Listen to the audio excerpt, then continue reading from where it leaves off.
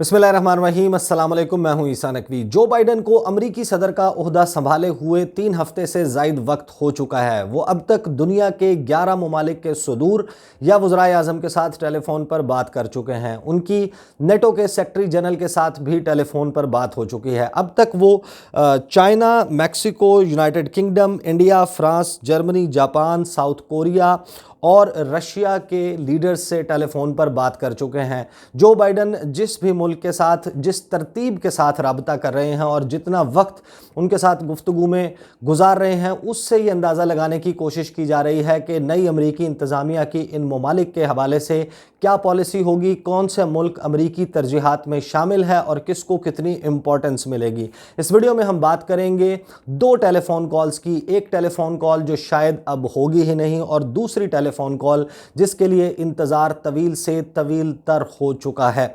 जो लोग मेरे चैनल को रेगुलरली फॉलो करते हैं उन्हें याद होगा कि जब 3 नवंबर को अमरीकी इंतखाबात के नतीजे में जो बाइडन प्रेसिडेंट इलेक्ट के तौर पर सामने आए, उसके बाद दूसरे हफ्ते में नवंबर के और तीसरे हफ्ते में मैंने 2 से 3 वीडियोस की थी जिसमें मैंने बताया था कि कौन सी दुनिया के ऐसे लीडर्स हैं, प्राइम मिनिस्टर्स, प्रेसिडेंट्स या फिर मुख्तलिफ ओहदों पे मौजूद लोग हैं जिन्होंने एक रिलक्टेंस शो की है जो बाइडन को मुबारकबाद देने में। और अभी तक उस वक्त तक उन ममालिक के जो वज़राए आज़म या सदूर हैं या डिग्नेटरीज़ हैं उनकी तरफ से मुबारकबाद का पैगाम नहीं दिया गया था। उनमें 2 ममालिक सर फहरिस्त थे, एक सऊदी अरब और एक इज़राइल। इज़राइल के वज़ीर आज़म बेंजामिन नेतन्याहू वो तो बिल्कुल जिस तरह सियासी जुआ खेल रहे थे और उन्होंने अपने तमाम के तमाम पैसे डोनाल्ड ट्रंप पर लगाए हुए थे। और वो क्यों ना लगाते, डोनाल्ड ट्रंप की एक policy middle east peace plan जिसमें इसराइल को 22 अरब ममालिक से तस्लीम करवाना था कि इसराइल को वो ममालिक तस्लीम करें। जैरेड कुशनर जो कि डोनाल्ड ट्रंप के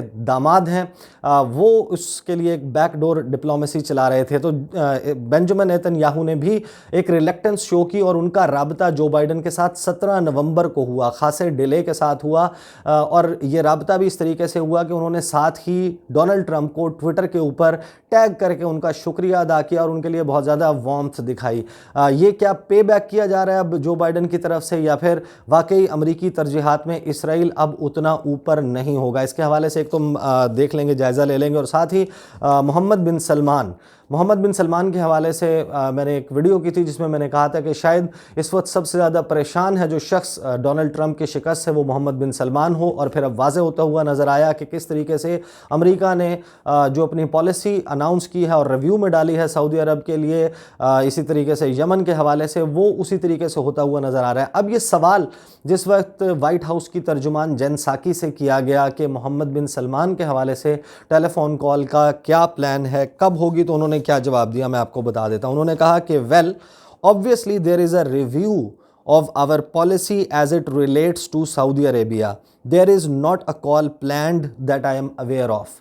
यानी कि उन्होंने कहा कि हमने सऊदी अरब के साथ नई अमरीकी इंतज़ामिया अपने जो पॉलिसी है उसके ऊपर नज़र सानी कर रही है और ऐसी कोई कॉल मोहम्मद बिन सलमान के साथ वो पाइपलाइन में नहीं है, वो प्लान नहीं की गई जिसके हवाले से मुझे इल्म हो।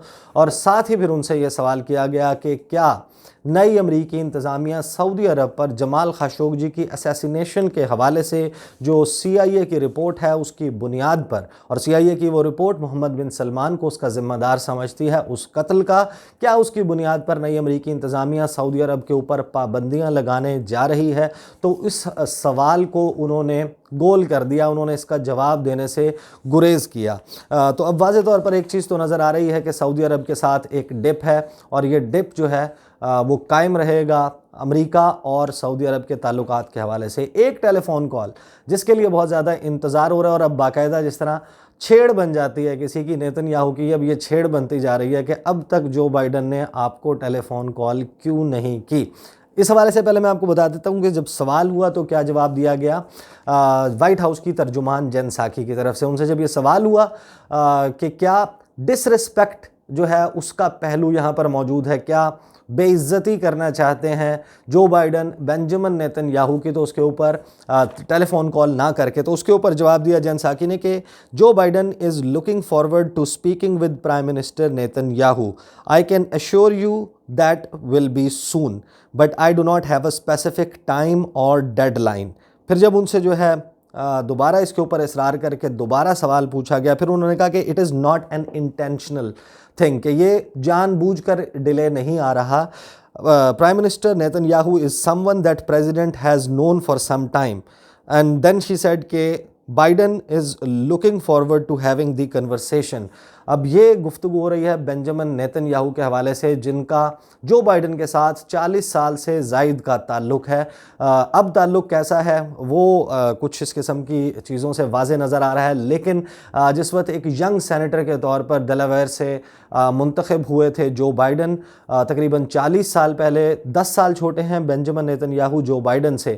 اس وقت بینجامن نیتن یاہو ایک ڈپلومیٹ تھے, اس وقت ان کے درمیان پہلی مرتبہ رابطہ ہوا, یہ تعلق بڑھا, اور ایک وقت جو ہے تقریباً 2014-15 کی بات ہے, اس وقت جو بائیڈن کا ایک جملہ بینجامن نیتن یاہو کے حوالے سے بڑا مشہور ہوا تھا, جس میں جو بائیڈن نے کہا تھا کہ I do not agree with the damn thing you say but I love you, یعنی کہ انہوں نے کہا کہ شاید میں تمہاری کسی بھی بات سے اتفاق نہیں کرتا لیکن میں تم سے پیار کرتا ہوں, محبت کرتا ہوں. یہ بات کی تھی انہوں نے بینجامن نیتن یاہو کے متعلق. لیکن اب جو ہے وہ معاملات تھوڑے سے ڈیفرنٹ ہوتے ہوئے نظر آ رہے ہیں. جو بائیڈن اپنے رابطوں میں ان کو جو ہے جس طریقے سے انہوں نے ڈیلے کیا ہے اسرائیل کے پرائم منسٹر کے ساتھ, سکسیسو جو گورنمنٹس رہی ہیں امریکہ میں وہ انفلوئنس میں نظر آتی ہیں. وہ جوئش لابی, اسرائیلی لابی جو ہے اس کا بڑا اثر و رسوخ رہا ہے امریکی انتظامیہ سکسیسو گورنمنٹس کے اوپر, اور اسرائیل کے مفادات کا تحفظ, ان کے انٹرسٹ کو سرو کرنا, ان کے ساتھ ڈیفنس کوآپریشن, اور اسی طرح ان کی جو بستیاں ہیں جو فلسطینیوں علاقوں میں یہودیوں کی آباد کاری, اس سارے معاملے پر وہ اسرائیل کے انٹرسٹ کو سرو کرتے ہوئی نظر آتی ہیں. لیکن کیا اب واقعی کوئی تبدیلی آنے جا رہی ہے؟ لیکن یہ جو ڈیلے ہے اس کی وجہ سے سوالات اٹھ رہے ہیں, اور یہی سوال تھے جن کی وجہ سے بینجامن نیتن یاہو نے ایک بڑی ریئر قسم کی, وہ عموماً پریس کانفرنس نہیں کرتے, انہوں نے پریس کانفرنس کی, اور اس پریس کانفرنس میں ان کا ایک جملہ جو بہت زیادہ کوٹ ہو رہا ہے انٹرنیٹ پر, انہوں نے کہا کہ I presume he will call me, believe me I have no doubt about it. یعنی کہ بینجامن نیتن یاہو سے بھی یہ سوال کیا گیا کہ آخر ایسی کیا وجہ ہے کہ جو بائیڈن آپ کو ٹیلی فون کال نہیں کر رہے. اسی طریقے سے کچھ جو مذاق ان کا اڑ رہا ہے اس میں بین روڈز اوباما ایڈمنسٹریشن میں یہ ڈپٹی نیشنل سیکورٹی ایڈوائزر رہے ہیں اسٹریٹجک کمیونیکیشن کے لیے, انہوں نے ایک ٹویٹ کیا, انہوں نے کہا کہ what a surprise that after BB spent years,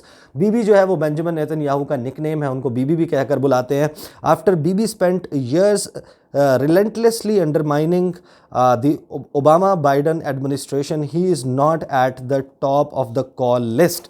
یہ کہا جو ہے وہ بین روڈز نے. اسی طریقے سے جو اسرائیل کے فارمر امبیسڈر ہیں, فارمر پرماننٹ ریپرزینٹیٹیو ٹو UN ہیں, اقوام متحدہ میں سفیر رہے ہیں اسرائیل کے, انہوں نے ایک ٹویٹ کیا جس کو بہت زیادہ جس کو ری ٹویٹس ملے, لائکس ملے, اور اس کی بنیاد پر اسرائیل میں, اسرائیلی میڈیا میں بہت زیادہ چہم گوئیاں ہوئی اور گفتگو ہوئی. ڈینی ڈینن نے کیا ٹویٹ کیا, انہوں نے جو بائیڈن کو ڈائریکٹلی کوٹ کر کے لکھا, "You have called world leaders from Canada, Mexico, UK, India, Japan, France, Germany, Australia, South Korea, Russia. Might now be the time to call the leader of Israel, the closest ally of the US." اور پھر اس کے آگے انہوں نے ڈالا question mark, پھر انہوں نے لکھا "The PM's number is 97226705555". یہ ٹویٹ جو ہے بہت زیادہ وائرل ہوا, اور اب یہ گفتگو ہو رہی ہے کہ کیا واقعی جو امریکی انتظامیہ ہے وہ کوئی سرپرائز دینے جا رہی ہے اسرائیل کو.